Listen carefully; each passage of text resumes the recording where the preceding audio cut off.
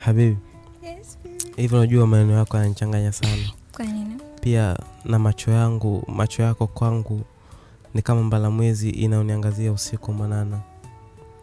Pumzi yako inaniondolea joto kali la mchana. Wewe mwanamke wahi ulishushwa kabla ya kuumbwa kwako. Faragha ilihitajika kwenye usanifu wa maumbile yako. Kweli. Umekidhi kwenye vyote vigezo. Maana mbarikiwa sanaa, utamaduni na michezo. Nami kiukweli nakupenda nazimika. Mie bubu wa mapenzi la kwako naitika. You are so cute like a beautiful flowers in the garden. So kileleni Kilimanjaro nitakupeleka paka Sweden. Your face is danger zone. Na hiyo shape kibiolojia tunaita chromosome. Sikufichwe mtoto nikikukosa hantalia. Kwa nini? Na ulivyoshifu mapishi mpaka maji ya bichi unavikia.